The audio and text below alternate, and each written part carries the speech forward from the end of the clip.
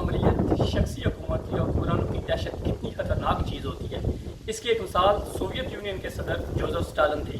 ان کے بارے میں کہا جاتا ہے کہ انہوں نے لاکھوں لوگوں کو قتل کروایا، لاکھوں لوگوں کے اعضاء کٹوائے اور لاکھوں لوگوں کو سائبیریا میں جلا وطن کروایا۔ ان کے بارے میں ان کا نام اونچی آواز میں لینا بھی ایک جرم تھا، جس کی کم از کم سزا جلا وطنی تھی۔ ان کی دہشت کی ایک چھوٹی سی مثال پیش کرتا ہوں۔ ایک دن وہ ماسکو کے سب سے بڑے تھیٹر میں ڈرامہ دیکھنے پہنچے۔ انہوں نے وہاں پورا ڈرامہ دیکھا۔ ڈرامہ ختم ہوا تو ساری کاسٹ اسٹیج پر آ گئی۔ ڈرامے کے پروڈیوسر نے اعلان کیا کہ اس وقت مرد آن سوویت یونین کا صدر، دنیا کے طاقتور ترین شخص ہمارے یہاں موجود ہے۔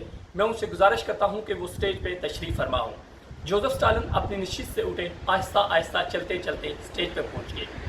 ایک بار پھر ڈرامے کے پروڈیوسر نے عوام سے التماس کی کہ میں آپ سے درخواست کرتا ہوں کہ جوزف اسٹالن کے اعزاز میں تالیاں بجائیں۔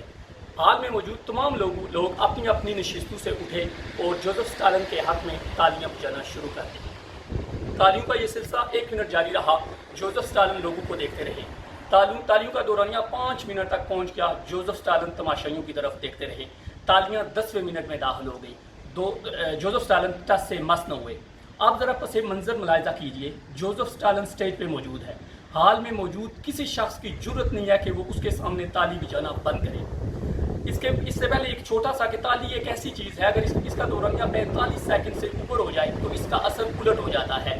اگر آپ کسی کو اپریشیٹ کرنے کے لیے تالی بجاتے ہیں اور اس کا دورانیہ 45 سیکنڈ سے اوپر ہو جائے تو وہ اپریسیشن کی بجائے ہوٹنگ میں تبدیل ہو جاتا ہے۔ اسی طرح اگر آپ کسی کے اعزاز میں تالی بجاتے ہیں اور اس کا دورانیہ بھی 45 سیکنڈ سے اوپر ہو جائے تو اس کا اثر بھی الٹ ہونا شروع ہو جاتا ہے۔ وہ اعزاز کے اطراف میں تالیاں جو ہے وہ اس کی حتک اور بےعزتی میں تبدیل ہو جاتی ہیں۔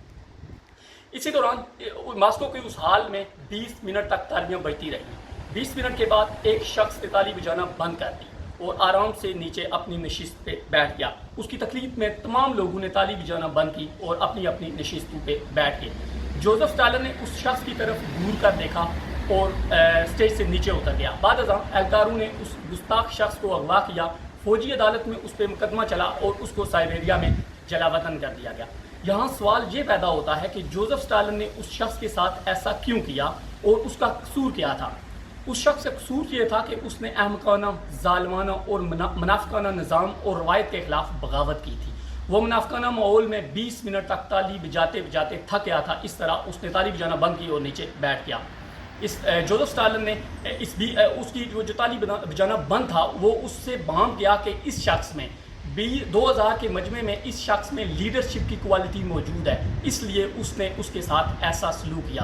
اس کے ساتھ ایسا ہی ہونا تھا۔ جو بھی شخص نظام کے خلاف، ایسے احمقانہ، ظالمانہ اور منافقانہ نظام کے خلاف بغاوت کرتا ہے، نظام اور نظام کے بنانے والے یا تو اسے باہر پھینک دیتے ہیں یا پھر اسے اندر بند کر دیا جاتا ہے۔